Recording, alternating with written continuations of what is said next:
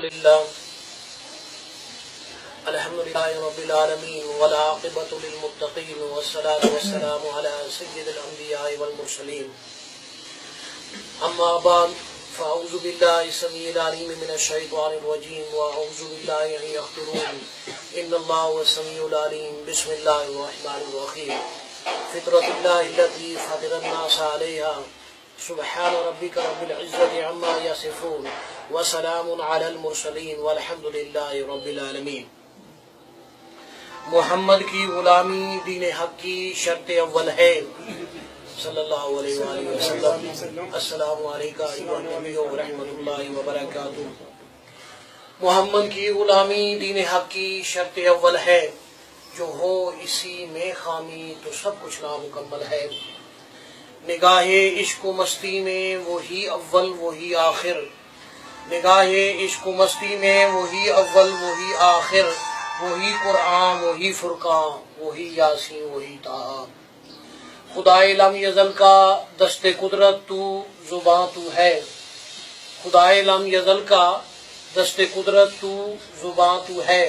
یقین پیدا کر اے غافل کہ مغلوب گماں تو ہے. میرے بزرگوں، دوستوں، عزیزوں، معزز حاضرین کرام، سامعین کرام، اس سے پہلے یہ بیان شروع ہو، محبت اور اخلاص کے ساتھ محمد دو عالم صلی اللہ علیہ وسلم پر درود و سلام پڑھیں. اللہم صلی علی سیدنا مولانا محمد وعلی آل سیدنا مولانا محمد وبارک وسلم. جزا اللہ عنا سیدنا محمد ما والہم. اللهم صل على سيدنا محمد كما تحب وترضى له. السلام عليك أيها النبي ورحمة الله وبركاته. السلام علينا وعلى عباد الله الصالحين. السلام عليك يا رسول الله. اللہ رب العزت نے فرمایا فطرت اللہ التي فاطر الناس علیہا، اللہ کی فطرت جس پر اللہ نے لوگوں کو پیدا کیا. حضور صلی اللہ علیہ وسلم نے فرمایا کل مولود یولد علی فطرت الاسلام. ہمارا بیان ہو رہا تھا روحانیت کے متعلق، طریقت کے متعلق، بدایت اور نہایت کے متعلق ہو رہا تھا. تو فطرت کے کتنے حرف ہیں؟ چار. شاباش. فطرت کے کتنے حرف ہیں؟ یہ عربی لفظ ہے جو آیت سے ہم نے تلاوت کی ہے، تو اس کے چار معنی. کتنے معنی ہیں؟ چار معنی. شاباش. چار حرف ہیں اور چار معنی ہیں. فطرت کا پہلا معنی جو لفظی اور لغوی معنی ہے وہ کیا ہے؟ کہ تخلیق کرنا، کسی چیز کو پیدا کرنا، اور اس طریقے سے اللہ نے اس کو تخلیق کیا کہ اس میں کچھ کرنے کی صلاحیت بھی ہے. یعنی ایسا نہیں ہے کہ تخلیق تو کسی چیز کی ہو گئی مگر اس میں اس کرنے کی صلاحیت اور لیاقت نہیں ہے. اب آپ سمجھ گئے؟ تو فطرت کا پہلا معنی کیا ہے؟ فطرت کا ایک معنی یہ ہے کہ اللہ نے مخلوق کو تخلیق کیا، یہ تخلیق کے معنی میں ہوتا ہے، اور اس میں ایسی صلاحیتیں رکھی کہ وہ کچھ کر سکے. دوسرا فطرت کا معنی ہے معرفت الہی. فطرت کے چار حرف تھے، تو دوسرا کیا ہے؟ فے توے رے اور تا تے.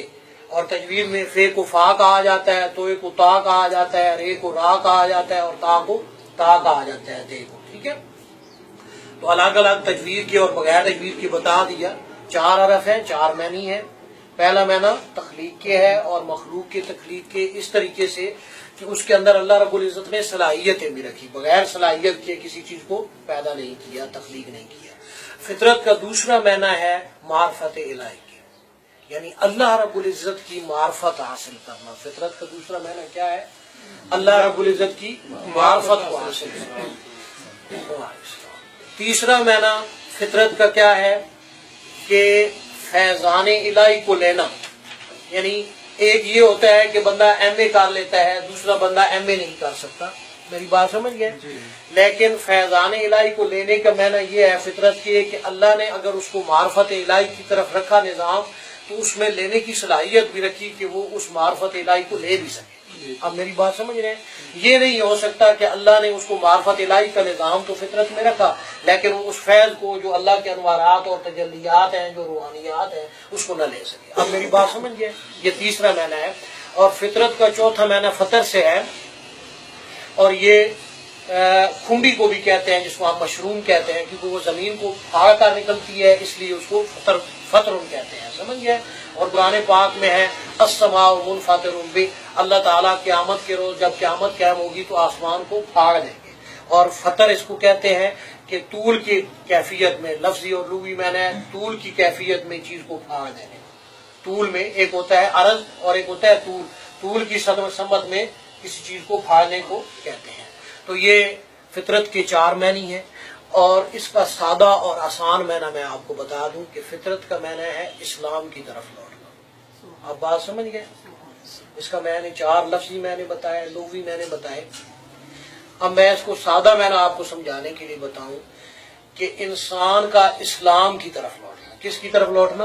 اسلام کی طرف لوٹنا. کیا آج بنی آدم فطرت کی طرف لوٹ سکتا ہے؟ سوال یہ ہے، کیا بنی آدم آج فطرت کی طرف لوٹ سکتا ہے یا نہیں لوٹ سکتا؟ اس کے کتنے طریقے ہیں؟ 4 طریقے ہیں. فطرت کے کتنے حرف تھے؟ 4. شاباش. اس کے 4 معنی ہیں، اور اس کے لوٹنے کے، فطرت کی طرف پلٹنے کے 4 طریقے ہیں. کتنے طریقے ہیں؟ 4 طریقے ہیں. پہلا طریقہ کون سا ہے؟ اب اس پر ہم تفصیل سے تھوڑی تھوڑی روشنی ڈالیں گے تاکہ پتہ چلے کہ کیسے انسان فطرت کی طرف لوٹ سکتا ہے، کیسے انسان اسلام کی طرف لوٹ سکتا ہے. پہلا طریقہ اس کا یہ ہے کہ رحمت دو عالم صلی اللہ علیہ وآلہ وسلم نے فرمایا جب بچہ 2 سال کا ہو جائے تو اس کی زبان لا الہ الا اللہ سے کھلواؤ. اب جب بچے کی آپ زبان لا الہ الا اللہ سے کھلواؤ گے تو وہ فطرت کی طرف لوٹے گا، اسلام کی طرف لوٹے گا. اور وہ کیسے فطرت کی طرف لوٹے گا اور اس کی کیفیات کیسے ہوں گی؟ وہ بچہ جوان ہو جائے یا بوڑھا ہو جائے تو اس کے اندر وہ فطرتی جو روحانیت ہے اور جو اسلام کے جو فیوز و برکات ہیں وہ زائل نہیں ہوں گے. دنیا کی آلودگی میں، نفس کی آلودگی میں مبتلا ہو کر یا شیطان اس کو اغوا نہیں کر سکے گا، اس کو نقصان نہیں پہنچا سکے گا. کیسے؟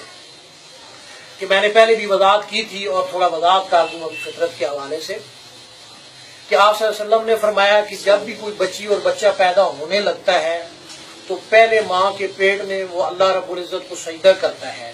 جب تک اللہ رب العزت چاہتے ہیں وہ بچہ اور بچی ماں کے پیٹ میں رحم کے اندر سجدے میں آتا ہے.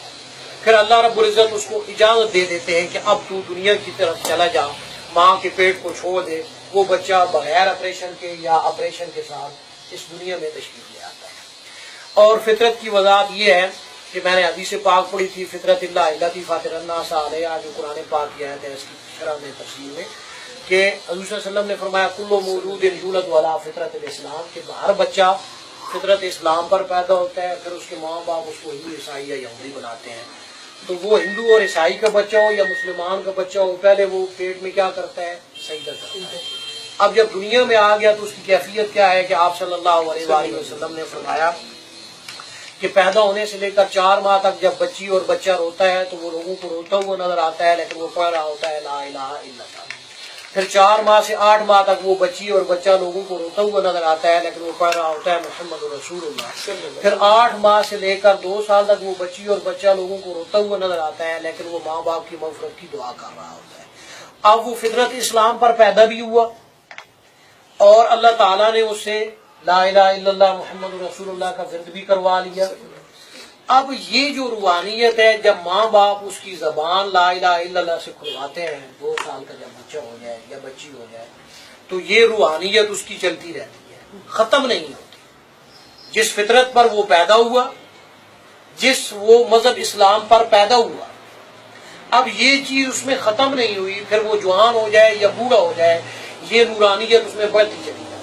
چاہے وہ جوان ہو جائے، چاہے وہ بڑھاپے میں چلا جائے، لیکن وہ اسی طرح معصوم بچے کی طرح معصوم ہوتا ہے اور فطرت پر قائم ہوتا ہے، کیونکہ اس کلمے کے اجازات اور فطرت اسلام کی خاصیت اس کے اندر اسی طریقے سے ترقی کرتی چلی جاتی ہے اور اس کا فائدہ بڑھتا چلا جاتا ہے.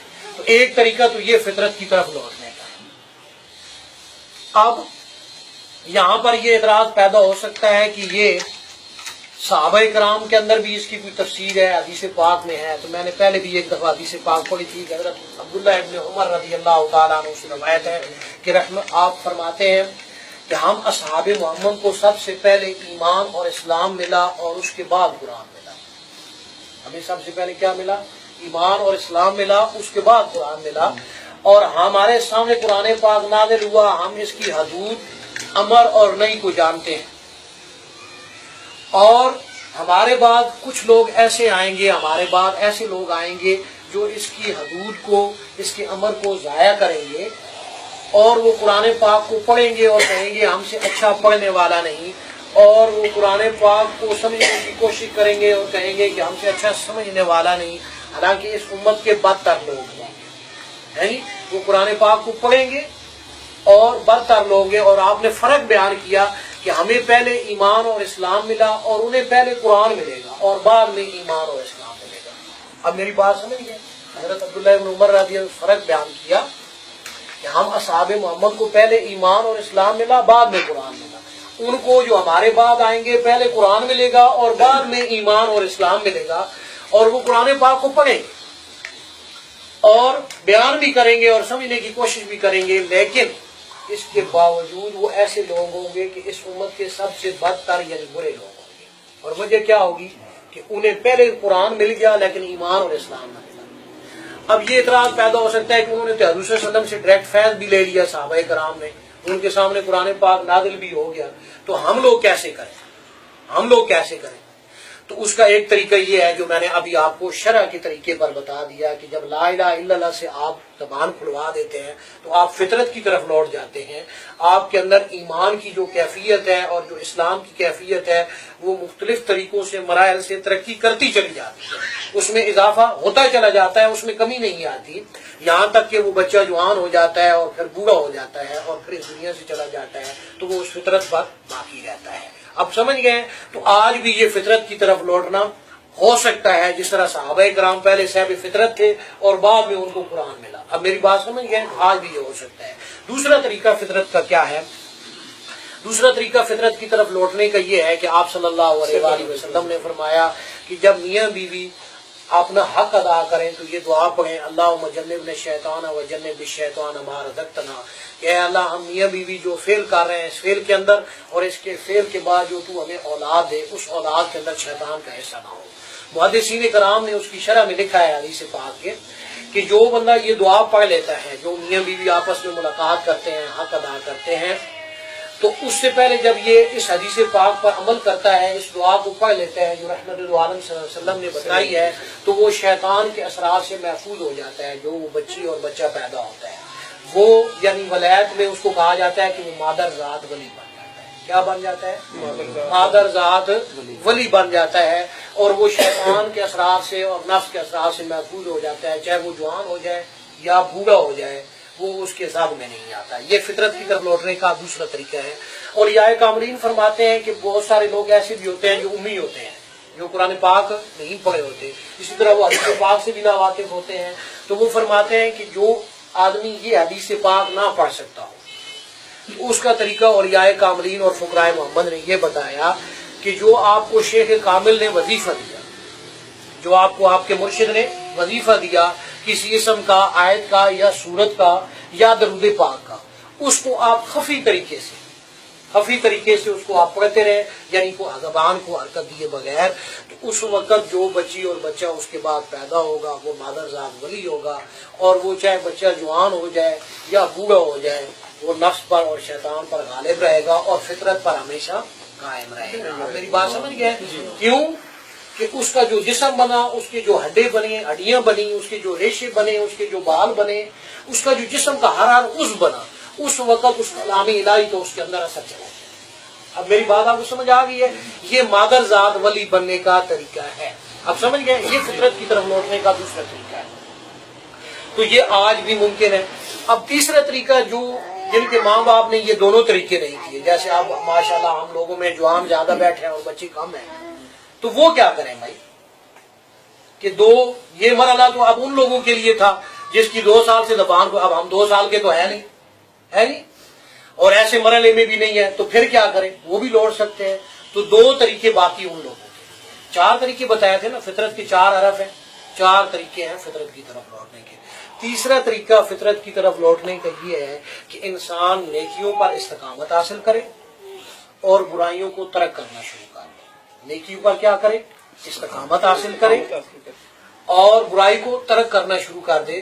جب ایسے افعال وہ کرنا شروع کر دیتا ہے تو یہ فطرت کی طرف پلٹتا ہے. اس کا جو نور ہوتا ہے، ایمان کا نور، جو اسلام کا نور ہوتا ہے، وہ بڑھتا چلا جاتا ہے.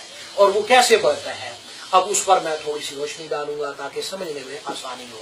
حضرت علی شیر خدا رضی اللہ تعالیٰ عنہ فرماتے ہیں کہ جب انسان نیکی کرتا ہے تو اس کے دل پر ایک سفید نقطہ لگتا ہے، ایک سفید داغ لگتا ہے.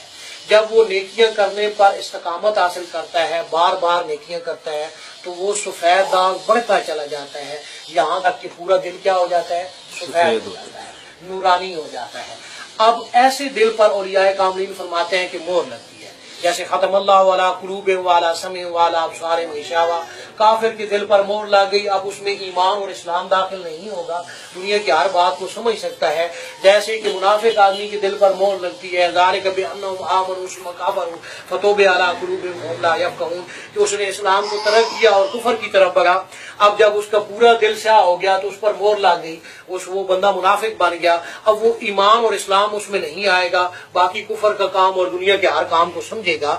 اسی طرح فاسق کے ساتھ بھی ہوتا ہے کہ جو فسق کو اختیار کرتا ہے گناہوں کی طرف بڑھتا ہے، مگر جو نیکی کو اختیار کرتا ہے تو اس کے اوپر بھی یہ ہوتا ہے کہ اس کا دل پورا سفید ہو جاتا ہے. اب اس کے دل پر مہر لگ جاتی ہے اور وہ بندہ مومن بن جاتا ہے. وہ کیا بن جاتا ہے؟ مومن بن جاتا ہے.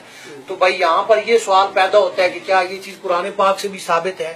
جیسے میں نے آیت پڑھی تو اس کو حدیث پاک اور مختلف چیزوں سے بتا رہا ہوں. تو اللہ رب العزت نے فرمایا ان السمع والبصر والفؤاد. کیوں جی حافظ صاحب ہے جی ان السمع والبصر والفؤاد کل اولئک کان عنہ مسئولا، کہ بے شک ہم نے انہیں سماعت دی، انہیں بصارت دی اور انہیں فؤاد یعنی دل دیا.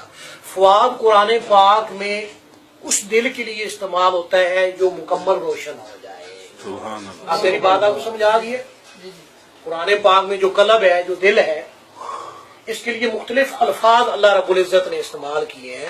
تو جو آیت میں نے آپ کے سامنے پڑھی ہے فؤاد کی، ما کذب ما فؤاد ما را ما، حضور صلی اللہ علیہ وسلم کے معراج کے متعلق ہے نا، وہاں پر بھی یہ لفظ آیا ہے فؤاد کا.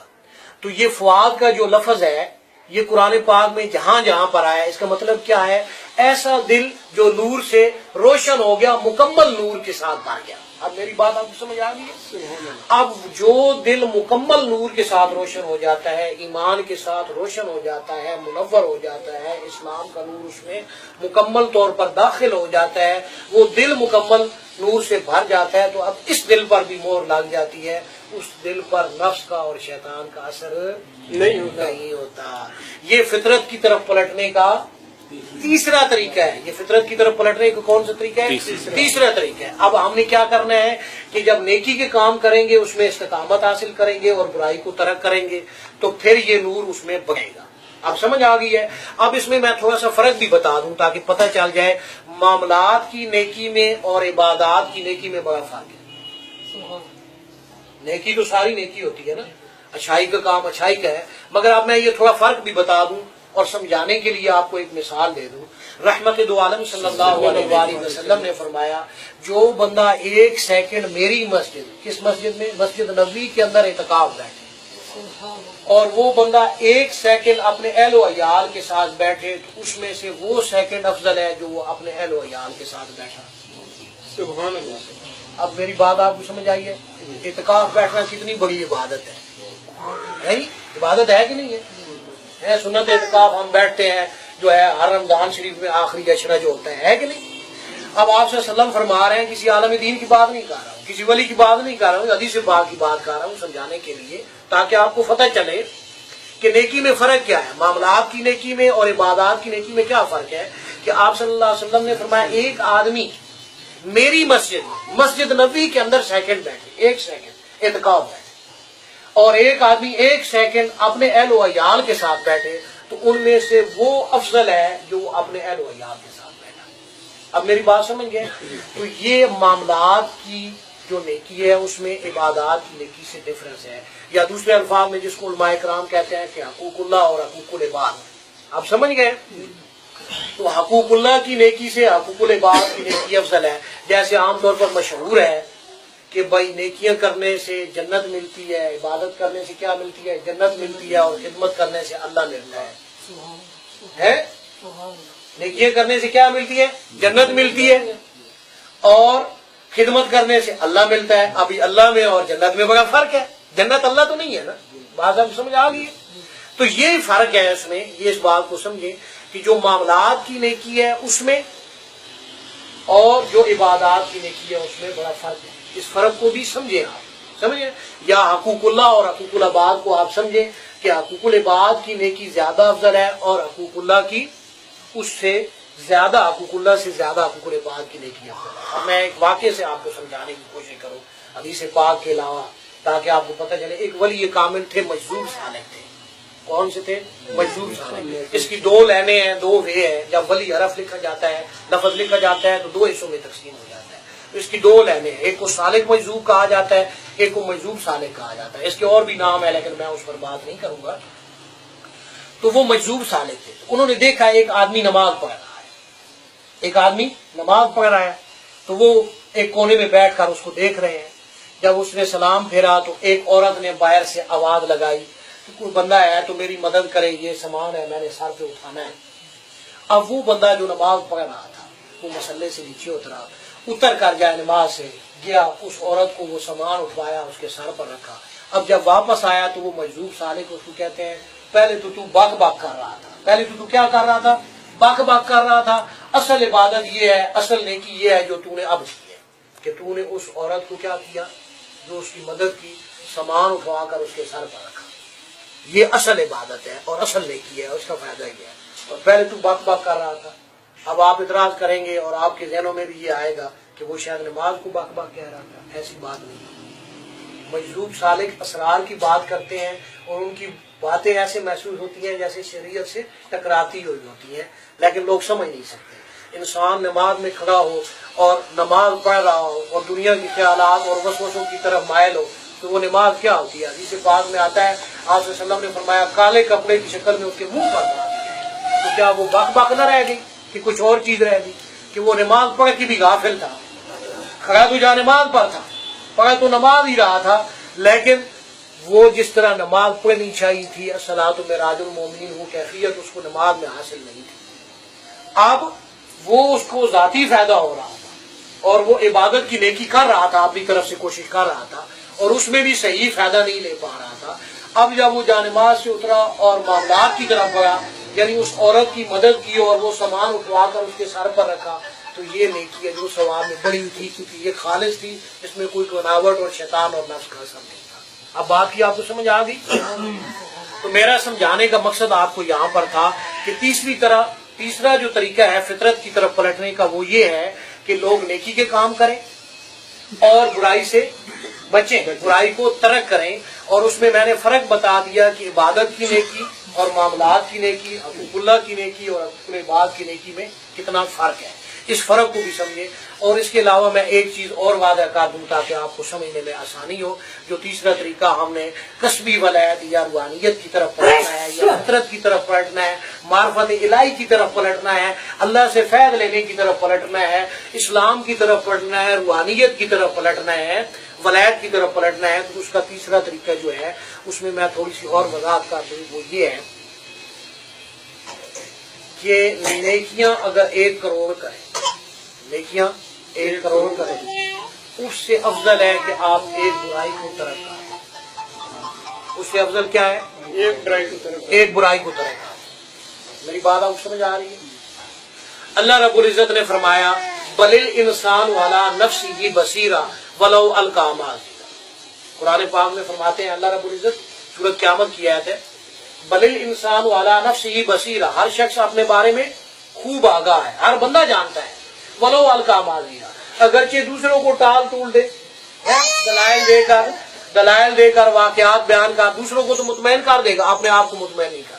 اب ہر بندے کو پتہ ہے کہ میرے اندر کیا کیا خامی ہے، میرے اندر کیا کیا خامی ہے۔ ایک طریقہ تو یہ ہے کہ آپ نیکیاں زیادہ کریں، وہ طریقہ بھی ٹھیک ہے لیکن اس کا درجہ کم ہوتا ہے۔ یہ اس نیکی میں فرق آپ کو سمجھا رہا ہوں تاکہ آپ کو پتہ چلے اور آپ ایسے طریقے اختیار کریں۔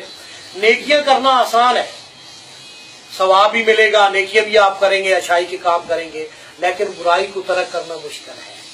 برائی کو کیا ترک کرنا مشکل ہے. اس لیے اللہ رب العزت نے قرآن پاک میں جب الفاظ استعمال کیے امر بالمعروف تو نہی عن المنکر کو بعد میں استعمال کیا. اگرچہ حرف کے آگے پیچھے آنے سے مفسرین کرام میری بات کو اچھی طرح سمجھ جائیں گے، حرف کے آگے پیچھے آنے سے لفظ تبدیل ہو جاتا ہے، وہاں اس کے لفظی اور لغوی معنی بدل جاتے ہیں، وہاں اس کی ولایت بھی بدل جاتی ہے. ہم ولایت کی بات کریں گے، روحانیت کی بات کریں گے، وہاں ولایت بھی بدل جاتی ہے، اس کی روحانی کیفیت بھی بدل جاتی ہے. اسی طریقے سے اللہ نے جو الفاظ آگے پیچھے قرآن پاک میں لائے اس میں بھی بڑے راز ہیں. اب فرمایا امر بالمعروف اور نہی عن المنکر کو بعد میں لایا. کیوں؟ نیکی کرنا آسان ہے، اور آپ نیکی کو کسی کو کرنے کی دعوت دیں گے وہ آسانی سے اس کی طرف آ بھی جائے گا، اس کو تکلیف نہیں ہوگی. لیکن جب آپ اس کو روکیں گے نا برائی سے تو کل تک ہو سکتا ہے آپ کا دوست ہو، پھر وہ آپ کا جانی دشمن بھی بن جائے. کیوں کہ نفس برائی کو چھوڑنے کے لیے تیار نہیں ہوتا. اب بات سمجھ گئے؟ آپ استغفار کر لیں گے، گناہ کریں گے، استغفار کریں گے، گناہ معاف ہو جائے گا. حدیث پاک سے ثابت ہے، قرآن پاک سے بھی ہے نہیں. لیکن برائی کو ترک کرنا توبۃ النصوح مشکل ہے. کیوں؟ توبۃ النصوح کس کو کہتے ہیں؟ کہ آپ نے برائی کو ترک کیا، پھر اس کو کبھی مرتے دم تک اس برائی کو دوبارہ نہیں اختیار کیا. اب میری بات آپ کو سمجھ آ گئی؟ اس برائی کو آپ نے اپنی زندگی سے ہمیشہ کے لیے ختم کر دیا. اب ایسے ختم کیا کہ مرتے دم تک وہ برائی دوبارہ آپ کی زندگی میں نہیں آ سکی. اب بات سمجھ گئے؟ اسی لیے میں اپنے ساتھیوں کو یہ اکثر کہتا ہوں کہ 100 میں سے آدھا نمبر لو جہاں بھی میں جاتا ہوں، لیکن وہ آدھا نمبر ایسا لو کہ مرتے دم تک وہ نمبر آپ کا برقرار ہے. یہ 100 سے 33 نمبر ہمیں لینے کی ضرورت نہیں ہے. وہ آدھا نمبر بھی آپ کا دنیا میں، عالم آپ برزخ میں، عالم آخرت میں کامیابی کا ذریعہ بنے گا انشاءاللہ، اور یقینی طور پر بنے گا. کیوں کہ وہ دائمی طور پر آپ نے اختیار کیا. اب سمجھ گئے؟ تو نیکیاں کرنا آسان ہے. ایک تو یہ ہے کہ یہ تیسرا طریقہ جو میں نے فطرت کی طرف پلٹنے کا بتایا کہ ہم نیکیوں کے کام کریں، بے شک کریں، شوق کے ساتھ کریں. میں نیکیاں کرنے سے منع نہیں کر رہا ہوں، لیکن اس سے بھی بہتر ہے کہ آپ بے شک نیکی نہیں کرتے ہیں لیکن اپنی برائی کو ترک کریں. آپ کو پتہ ہے کہ آپ کے اندر کیا کیا برائی ہے. ایک بندہ شراب پیتا ہے تو وہ شراب کو ترک کرے، سگریٹ پیتا ہے سگریٹ کو ترک کرے، اور کوئی ایسے افعال ہیں جو اس کو پتہ ہے کہ میں یہ کرتا ہوں، نماز نہیں پڑھتا ہوں، نماز پڑھے. یہ بھی تو ایک برائی ہے نا، نماز نہ پڑھنا ہے. ایک بندہ روزہ نہیں رکھتا، یہ بھی ایک برائی ہے، اس کو روزہ رکھنا چاہیے. اب وہ جب برائی کو ترک کرے گا تو وہ زیادہ مشکل ہے، کیونکہ نفس مطمئن نہیں ہوتا، نفس مخالفت کرتا ہے برائی کو ترک کرنے پر، اور ایسا آدمی جانی دشمن بن جاتا ہے. تو اس وجہ سے اللہ نے قرآن پاک میں بھی نہی عن المنکر کو بعد میں بتایا. تو آپ جو ہے اس میں جب استقامت حاصل کرنی ہے اور فطرت کی طرف آپ پلٹنا چاہتے ہیں کہ اللہ کی معرفت کو لینا چاہتے ہیں، اللہ رب العزت سے فیض لینا چاہتے ہیں، اللہ کی انوارات اور تجلیات میں رہنا چاہتے ہیں، اللہ کی حضوری میں، جس کو ولایت میں ہم کہتے ہیں، ہم حضوری میں، کہ بندہ حضوری میں ہے کیا کہ حضور صلی اللہ علیہ وسلم کی کچہری میں اور اللہ کی تجلیات اور انوارات میں ہوتا ہے، اور اس پر اللہ تعالیٰ الہام کرتا ہے، اس سے ہم کلام ہوتا ہے، فیوز و برکات اور اللہ کی تجلیات کا اس پر نزول ہوتا ہے، وہ ہم نے لینا ہے. تو اس کا سب سے بہترین طریقے یہ میں نے مختلف طریقوں سے آپ کو بتائے کہ آپ برائی کو ترک کریں. یعنی 100 میں سے آپ 100 برائیاں کرتے تھے، مثال ہے آپ نے ایک برائی کو ترک کر دیا تو 99 پر آ گئے، 99 پر آ گئے. آپ کا نیکیوں کا گراف نہیں بڑھا، وہ 10 تھی تو 10 ہی رہی، کوئی بات نہیں، خیر ہے 11 نہ ہوئی تو کوئی فرق نہیں پڑتا. لیکن 100 میں سے جو آپ نے 99 پر لے آئے برائیوں کو، یہ آپ نے کمال کا کام کیا. یہ کون سا کام کیا؟ یہ کمال کا کام کیا. اس لیے بروز قیامت آپ صلی اللہ علیہ وسلم نے فرمایا جب انسان اللہ رب العزت کے سامنے پیش ہوگا تو جو دوسروں سے زیادتیاں کی ہوں گی تو اس کی ساری نیکیاں اس کے بدلے میں دے دی جائیں گی، لوگوں کو ہی تقسیم ہو جائیں گی. لیکن جس آدمی نے برائی کو ترک کیا ہوگا تو اللہ رب العزت اس کا فائدہ اس کو کیا عطا فرمائیں گے کہ اپنے خاص طور پر اس کی سارے جو حساب کتاب ہوں گے اللہ رب العزت آخر میں فرمائیں گے. اگر اس کا حساب باقی ہے تو آپ صلی اللہ علیہ وسلم فرمایا کہ اللہ رب العزت فرمائیں گے میں اپنے پاس سے اس کا حساب ادا کرتا ہوں. اس بندے کو وہ اللہ رب العزت جزا دے دیں گے اور اس بندے کو کہیں گے کہ تو نے چونکہ نیکی کا راستہ اختیار کیا، برائی کو ترک کیا، تو نے میری پیروی کی، اصلاح کی طرف لوٹا، اس لیے اب اس کو عذاب میں نہیں دوں گا، اس کو میں جہنم میں نہیں ڈالوں گا. اگر کہ اس کی ساری نیکیاں ختم ہو گئی، ساری نیکیاں دوسروں نے لے لی، ساری نیکیاں ختم ہونے کے باوجود اللہ رب العزت اس کی یہ عزت کریں گے، یہ تعظیم کریں گے، یہ تکریم کریں گے کہ اس کو جنت میں بغیر حساب نہیں ملا۔ اب سمجھ گئے؟ تو فطرت کی طرف لوٹنے کا طریقہ یہ ہے کہ اب ہم لوگ کسبی، اس کو کسبی ولایت کہتے ہیں، روحانیت میں اس کو کیا کہتے ہیں؟ کسبی ولایت۔ جیسے ہم کسب کر کے رزق کے حلال کمانے کی کوشش کرتے ہیں، کوئی وکیل بن جاتا ہے، کوئی ٹیچر بن جاتا ہے، کوئی مزدور بن جاتا ہے نہیں، کوئی تاجر بن جاتا ہے، ہوتا ہے نا، محنت کرتے رہتے ہیں نا۔ اسی طریقے سے اب ہم اس کو کسبی ولایت کہتے ہیں روحانیت میں، کہ اب ہم نے نیکی کے کام کرنے اور برائی کے کام سے بچنا ہے، تو پھر کیا ہوگا کہ ہم فطرت کی طرف لوٹ جائیں گے، جو اصل میں ہمارا اسلام کی طرف لوٹنا ہے، اللہ کی معرفت کی طرف لوٹنا ہے، اللہ سے فیض لینے کا طریقہ، اللہ سے اس کے انوارات اور تجلیات میں رہنے کا طریقہ ہے۔ یہ تیسرا طریقہ ہے۔ اب چوتھا طریقہ کون سا ہے بھائی؟ فطرت کے 4 حرف تھے، 4 معنی تھے، چوتھا طریقہ کون سا ہے؟ وہ مجاہدے کا طریقہ ہے۔ یا ایھا الذین آمنوا اتقوا اللہ وابتغوا الیہ الوسیلۃ وجاہدوا فی سبیلہ۔ ہے یہ حافظ صاحب؟ تو یہ اے ایمان والو اللہ سے ڈرو اور وسیلہ پکڑو۔ شاہ عبد العزیز محدث دہلوی رحمۃ اللہ علیہ نے تفسیر عزیزی کے اندر لکھا کہ وسیلہ سے مراد یہاں پر شیخ کامل ہے۔ یہ کون ہے؟ مرشد کامل۔ مرشد کامل، اس کا ساتھ پکڑو۔ جب اس کا تم ساتھ پکڑو گے نا، پھر وہ جس طرح تمہیں بتایا تم مجاہدہ کرو۔ وجاہدوا فی سبیلی سے مراد وہ لکھتے ہیں کہ یہاں پر جاہدوا سے مراد آپ مجاہدہ کرنا ہے۔ جب آپ اس کو مجاہدہ کریں گے شیخ کامل کی نگرانی میں، تو اس سے آپ کی کیفیات میں تبدیلی آئے گی اور آپ فطرت اسلام کی طرف لوٹ جائیں گے اور روحانیت اور ولایت کی طرف لوٹ جائیں گے، معرفت الہی کی طرف لوٹیں گے، اور فیضان الہی کو لینے کی جو استطاعت اللہ نے آپ کے اندر رکھی ہے اس کو آپ کامل طور پر حاصل کر لیں گے۔ یہ فطرت کی طرف لوٹنے کا چوتھا اور اہم طریقہ ہے۔ اب اولیاء اللہ چونکہ فطرت کے طریقے پر زیادہ زور دیتے ہیں، عام طور پر لوگ سمجھتے ہیں کہ شاید ولایت کا طریقہ شریعت سے ہٹ کر ہے، لیکن میں نے آپ کو یہ ساری چیزیں قرآن پاک اور حدیث پاک سے سمجھائی کہ شاید آپ کو شرح صدر ہو اور آپ کو پتہ چلے کہ فطرت کی طرف لوٹنا تو ہر آدمی کو حکم تھا۔ اللہ نے فطرت پر ہندو، عیسائی، یہودی اور مسلمان ہر بنی آدم کو پیدا کیا، اور ہر بنی آدم فطرت کی طرف لوٹ سکتا ہے، اور ہر بنی آدم کے اندر جیسے اس کے میں نے آپ کو بتایا کہ اللہ نے یہ صلاحیت رکھی کہ وہ معرفت الہی کو لے سکتا ہے اور فیضان الہی کو حاصل کر سکتا ہے۔ تو ہم اس کو اولیاء اللہ کے ساتھ مخصوص کیوں کرتے ہیں؟ ہم اس کو اولیاء اللہ کے ساتھ مخصوص کیوں کرتے ہیں؟ بھئی ہر آدمی اس کو کیوں نہیں لے سکتا؟ اللہ نے تو فطرت پر ہر آدمی کو پیدا کیا نا، ہندو، عیسائی، یہودی، مسلمان کو پیدا کیا، ہر بنی آدم کو پیدا کیا۔ اسی طرح ہر بنی آدم فطرت کی طرف پلٹ سکتا ہے، روحانیت کو لے سکتا ہے، اللہ کی انوارات اور تجلیات میں جا سکتا ہے، ولایت کی طرف جا سکتا ہے، فیض الہی کی طرف جا سکتا ہے، معرفت الہی کو حاصل کر سکتا ہے۔ اب بات سمجھ گئے؟ یہ مخصوص لوگوں کا کام نہیں ہے۔ ہاں ان کی رفاقت ضروری ہے، جیسے میں نے شاہ عبد العزیز محدث دہلوی کا حوالہ دیا اور یہ آیت پڑھی تو اس کا حدیث پاک میں دیا ہے الرفیق ثم الطریق، کہ پہلے راستے پر چلنے سے پہلے رفیق پکڑو۔ کیا پکڑو؟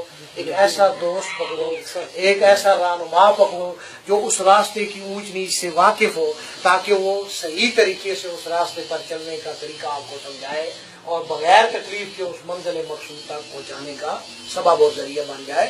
تو فطرت کی طرف لوٹنے کے لیے ایسا شیخ کامل جو اس روحانیت کو سمجھتا ہو، اور ایسے جو فطرت کی طرف پلٹنے کا چوتھا طریقہ جو میں نے بتایا کہ اولیاء اللہ زیادہ اختیار کرتے ہیں، اور یہ سنت نبوی سے ثابت ہے۔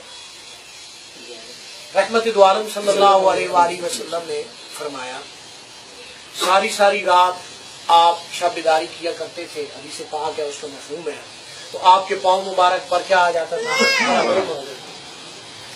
تو آپ کو صحابہ کرام نے کہا یا رسول اللہ صلی اللہ علیہ وسلم آپ تو معصوم ہیں، آپ تو تمام نبیوں اور رسولوں کے سردار ہیں، آپ اتنی عبادت کیوں کرتے ہیں کہ آپ کے پاؤں مبارک سوج گئے ہیں، ورم کر گئے ہیں؟ آپ نے کیا فرمایا؟ کیا میں اللہ کا شکر گزار بندہ نہ بنوں؟ کیا میں اللہ کا شکر گزار بندہ نہ بنوں؟ یہ مجاہدہ کون کر رہا ہے مجھے بتائیں؟ عالم دین کی بات نہیں کر رہا ہے، حضور صلی اللہ علیہ وسلم کی بات ہے۔ یہ امام الانبیاء خود مجاہدہ کر رہے ہیں کہ پوری رات شب بیداری کرتے ہیں، اس حد تک شب بیداری کرتے ہیں کہ پاؤں مبارک پر ورم آ گیا. اس کو کہتے ہیں مجاہدہ روحانیت میں. اب میری بات سمجھ گئے؟ کثرت نوافل پڑھنا، ذکر اذکار کرنا ہے جی، پوری رات نوافل کے قیام کرنا ہے جی. تو اب کیا ہے کہ آپ کہیں گے ذکر اذکار کے میں نے جو بیان کیا تو کیا یہ بھی روحانیت میں آتا ہے، یہ بھی مجاہدے میں شامل ہے؟ اللہ رب العزت نے فرمایا وَاذْكُرِ اسْمَ رَبِّكَ وَتَبَتَّلْ إِلَيْهِ تَبْتِيلًا. وَاذْكُرِ اسْمَ رَبِّكَ وَتَبَتَّلْ إِلَيْهِ تَبْتِيلًا. بھائی کثرت نوافل تو چلو حضور صلی اللہ علیہ وسلم کا بھی طریقہ ہو گیا، سنت سے بھی ثابت ہو گیا کہ آپ صلی اللہ علیہ وسلم نے بھی مجاہدہ کیا ہے نا. تو کیا ذکر اذکار کرنا یہ پاس الفاظ توجہ تصور تربینی ابس دم ہے جی، کیا یہ بھی ہے؟ یہ بھی آتا ہے. اللہ رب العزت نے فرمایا فَاذْكُرِ اسْمَ رَبِّكَ وَتَبَتَّلْ إِلَيْهِ تَبْتِيلًا. اللہ کی اسم کو اس طرح پڑھے کہ ماں باپ، بہن بھائی، بیوی بچے، مال و دولت دنیا سے لا تعلق ہو کر، یکسو ہو کر، تھوڑی سی توجہ کے ساتھ، مکمل توجہ کے ساتھ اللہ کے اسم کو پڑھیں. یہ حکم کس کو دیا؟ سب سے پہلے تو اس حکم پر عمل کرنے والے حضور صلی اللہ علیہ وسلم کی ذات گرامی. سب کچھ چھوڑ چھاڑ کر اللہ کے اسم کو پڑھا. اس کو ولایت میں، اس کو تصوف میں مراقبہ کہا جاتا ہے. اس کو کیا کہا جاتا ہے؟ مراقبہ کہا جاتا ہے. تصوف میں اور ولایت میں مراقبہ اس کو کہتے ہیں دل کی توجہ اللہ کی طرف کرنا. کس کی طرف کرنا؟ اللہ رب العزت کی طرف اپنے دل کی توجہ کر دینا کہ اس طریقے سے کہ یکسو ہو کر، دنیا کا خیال نہ رہے، مال و دولت کا خیال نہ رہے، ماں باپ کا خیال نہ رہے، بیوی بچوں کا خیال نہ رہے، یہ خیال نہ رہے کہ میں موسم میں سردی میں ہوں یا گرمی میں ہوں. یکسو ہو کر تھوڑی دیر اللہ کے اسم کا ذکر کرنا. یہ حکم تو اللہ نے وَاذْكُرِ اسْمَ رَبِّكَ وَتَبَتَّلْ إِلَيْهِ تَبْتِيلًا حضور صلی اللہ علیہ وسلم کو بھی دیا. تو یہ ذکر کرنا، یہ پاس الفاظ کرنا ثابت ہے. اب تھوڑی اور وضاحت کر دوں کہ میں نے خفی ذکر کی بات کی تھی ہے نہیں، تو ولایت سے بھی بیان کر دیں اور روحانیت سے بھی بیان کر دیں اور حدیث پاک سے بھی بیان کر دیں تاکہ سمجھنے میں ساتھیوں کو آسانی ہو جائے. بیکی شریف کی اور طبرانی شریف کی حدیث پاک ہے. حضرت سیدنا ابو ہریرہ رضی اللہ تعالیٰ عنہ سے روایت ہے کہ رحمت دو عالم صلی اللہ علیہ وآلہ وسلم نے فرمایا. کس نے فرمایا؟ رحمت دو عالم صلی اللہ علیہ وآلہ وسلم نے فرمایا ملک الموت ایک آدمی کی روح کو قبض کرنے کے لیے آئے. اس کے جسم کے اعضاء کو چیرا تو کوئی عمل خیر نہ پایا. پھر اس کے دل کو چیرا، اس میں کوئی عمل خیر نہ پایا. پھر اس کے جبڑے کو چیرا تو کیا دیکھتے ہیں؟ ملک الموت حضرت اسرائیل علیہ السلام کے زبان تالو کے ساتھ لگی ہوئی ہے. کدھر لگی ہوئی ہے؟ زبان کی نوک تالو کے ساتھ لگی ہوئی ہے اور بندہ پڑھ رہا ہے لا الہ الا اللہ. آپ صلی اللہ علیہ وآلہ وسلم نے فرمایا اللہ رب العزت نے اس عمل کی وجہ سے اس کے سارے گناہ معاف کر دیا اور اس کو بخش دیا. سبحان اللہ. بات کی کوئی سمجھ آئی ہے؟ جی. حدیث پاک سے ثابت ہو گیا کہ جو اولیاء اللہ ذکر خفی کرواتے ہیں، زبان تالو کے ساتھ لگواتے ہیں، یہ حضور صلی اللہ علیہ وسلم کے نزدیک بھی مقبول ہے، صحابہ کرام کے نزدیک بھی مقبول ہے، اور فرشتہ اسرائیل اس نے بھی اس عمل خیر کو جب یہ دیکھا تو اس عمل کی وجہ سے اللہ رب العزت نے اس کی مغفرت کر دی اور اسرائیل کے شر سے اور اس کے نقصان سے محفوظ ہو گیا. سبحان اللہ. اب بات اب سمجھ آ گئی ہے. تو اس حدیث پاک کی شرح میں بہت ساری چیزیں آ جاتی ہیں، لیکن میں اس میں صرف ایک پوائنٹ پر توجہ ڈالوں گا کیونکہ بہت ساری چیزیں آتی ہیں اس میں. وہ یہ کہ من عفل قلبه عن ذکر خفی فهو میت او کما قال اولیاء کاملین و فقراء محمد. اولیاء کاملین اور فقراء محمد فرماتے ہیں کہ جس کا دل من غافل قلبه عن ذکر خفی، جس کا دل ذکر خفی سے غافل ہے فهو میت، وہ مردہ ہے. اب میری بات آپ کو سمجھ آ گئی ہے. اور یا اللہ کیا فرماتے ہیں، فقراء محمد کیا فرماتے ہیں؟ من غافل قلبه عن ذکر خفی. ذکر جلی نہیں فرمایا، ذکر بجار نہیں فرمایا. میری بات سمجھ گئے کہ جس آدمی کا دل خفی ذکر سے غافل ہے وہ آدمی مردہ ہے، بے شک وہ ذکر جلی کرتا ہو، ذکر بجار کرتا ہو یا نہ کرتا ہو. اب میری بات آپ کو سمجھ آ گئی ہے. تو آپ کہیں گے کہ اس میں تھوڑی سی اور وضاحت کر دیں. تو آپ صلی اللہ علیہ وسلم نے فرمایا خیر الذکر ذکر خفی، سب سے بہترین ذکر ذکر خفی ہے.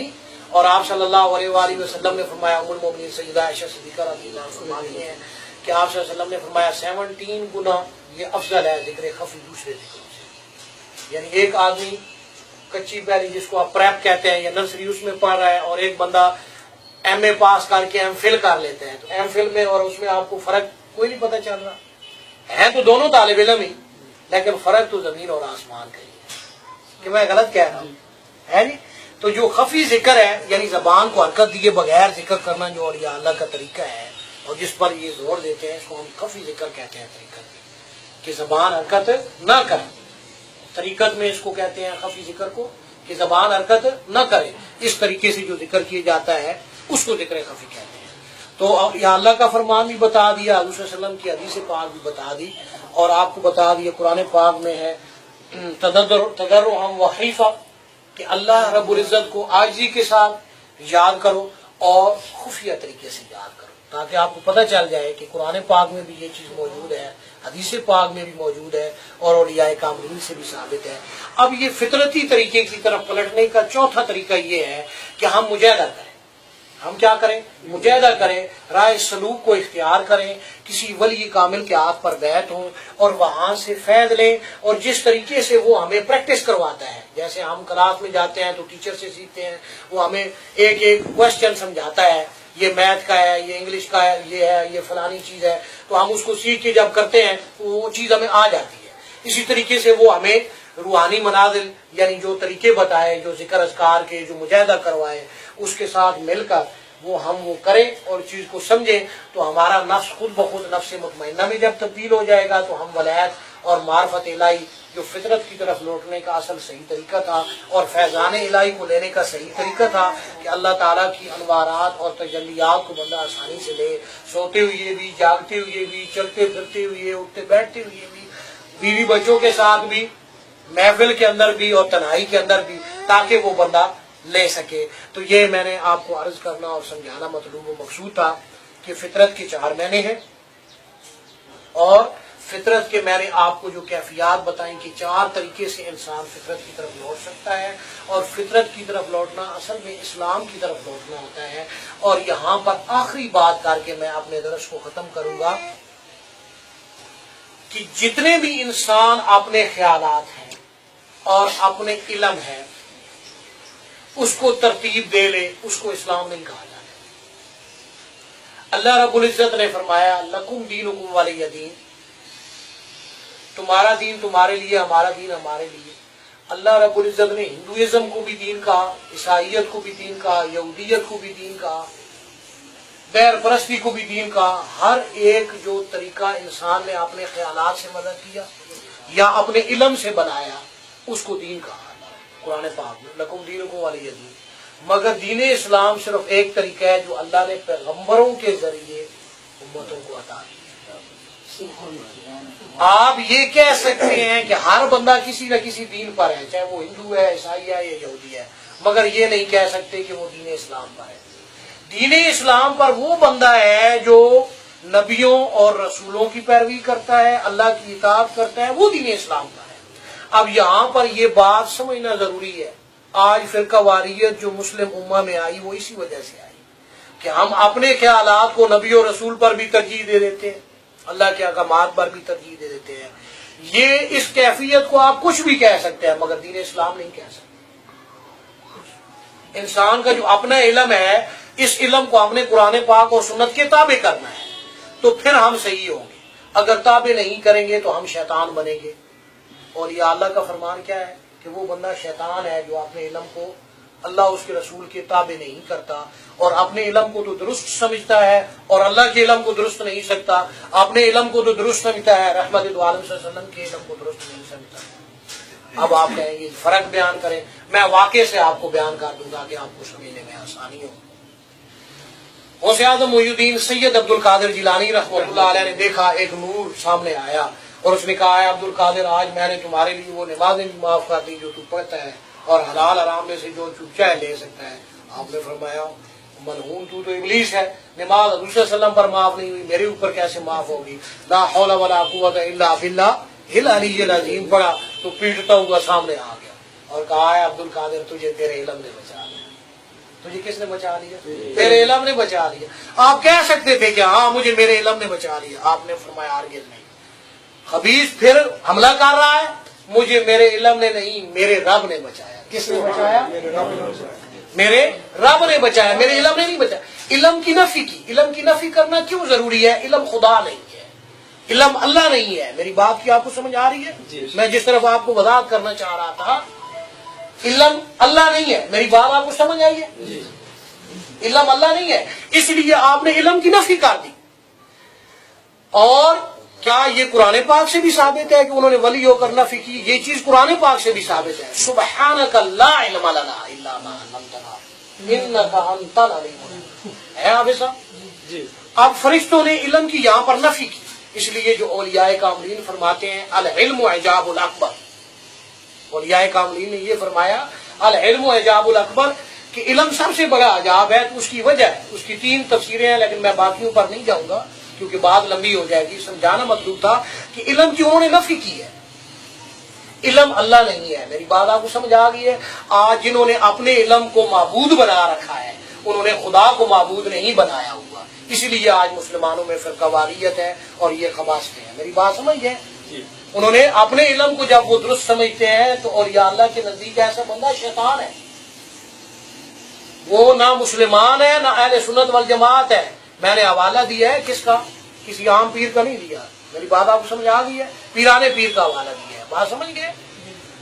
تو وہ بندہ جو اپنے علم کو درست سمجھتا ہے اور اپنے علم کو قرآن پاک اور سنت کے تابع نہیں کرتا، اللہ اس کے رسول کے تابع نہیں کرتا، وہ بندہ اپنے آپ کو جتنا بڑا عالم دین سمجھے، مفتی سمجھے، کچھ بھی سمجھے، تو پہلی بات تو یہ ہے کہ وہ شیطان ہے اور وہ اسلام سے ہٹ کر ہے، وہ مذہب پر ہے۔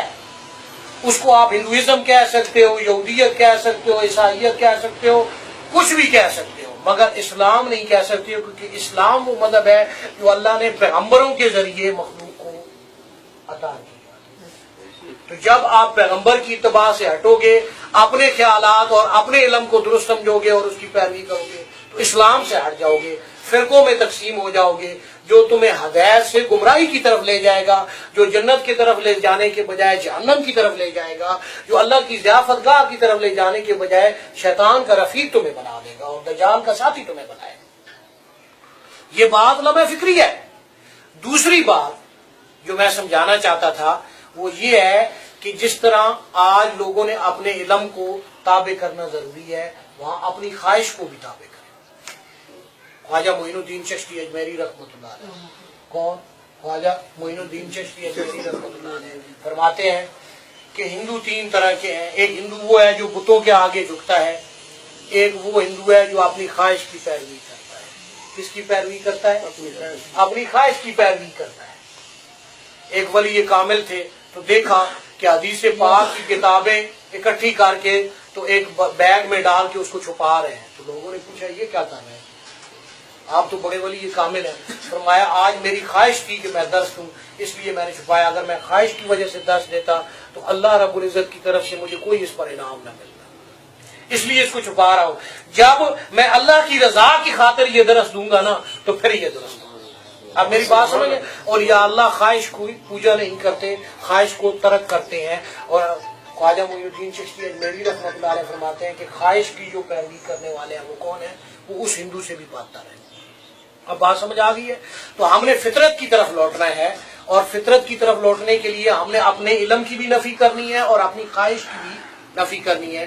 قرآن پاک میں بہت ساری اس کی آگے تفصیل ہے، لیکن میں اس کی طرف نہیں جاؤں گا، پھر کسی موقع پر جائیں گے۔ تو فطرت کی طرف لوٹنے کے کتنے طریقے ہیں؟ 4 طریقے۔ اب آپ کو سمجھ آ گئی ہے؟ 4 معنی ہے اور 4 طریقے ہیں کہ ہر بندہ معرفت الہی کو لے سکتا ہے۔ میں نے اس کا معنی بتایا اور یہ لفظی اور لغوی معنی بتایا ہے اس کا۔ اور ہر بندہ فیضان الہی کو لے سکتا ہے، یعنی اللہ کے انوارات اور تجلیات اور رحمتوں اور برکتوں کو لے سکتا ہے۔ اب میری بات سمجھ آ گئی ہے؟ اس کے لیے مخصوص نہیں ہے کہ صرف اولیاء اللہ لے سکتے ہیں، باقی لوگ نہیں لے سکتے۔ جیسے اللہ نے فطرت پر ہندو، عیسائی، یہودی اور ہر بنی آدم کو پیدا کیا، اسی طرح ہر بنی آدم معرفت الہی کو بھی حاصل کر سکتا ہے اور فیضان الہی کو بھی لے سکتا ہے اور روحانی بن سکتا ہے، ولایت کے راستے کو اختیار کر سکتا ہے اور فطرت اسلام اور اسلام کی طرف لوٹ سکتا ہے۔ تو اس کے 4 طریقے بتائے۔ ایک یہ ہے کہ اس بچی کی زبان لا الہ الا اللہ سے کھلواؤ۔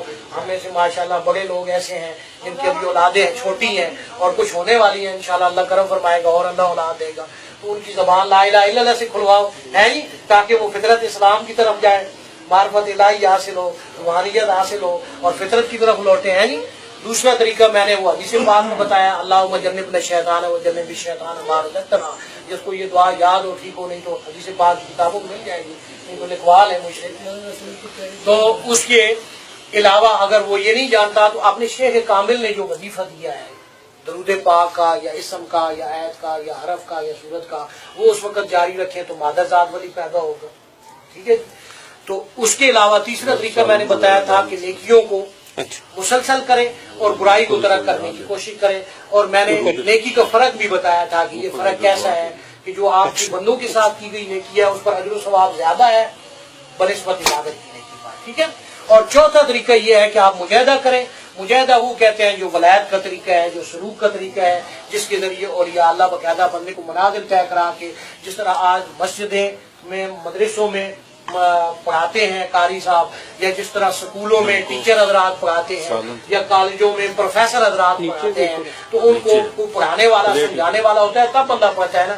اسی طرح روحانیت میں اولیاء اللہ رائے سلوک کو اختیار کرتے ہیں اور اس میں مجاہدہ کرواتے ہیں۔ اس مجاہدے کے ذریعے انسان فطرت اسلام کی طرف لوٹتا ہے اور اللہ کی معرفت کو حاصل کر لیتا ہے، اللہ کے فیضان کو لے سکتا ہے، اور یہ فطرت اسلام ہے اور اس کی طرف ہر بنی آدم لوٹ سکتا ہے۔ اللہ سے دعا ہے کہ ہمیں قرآن پاک اور حدیث پاک کا فہم نصیب فرمائے۔ وآخر دعوانا ان الحمدللہ رب العالمین۔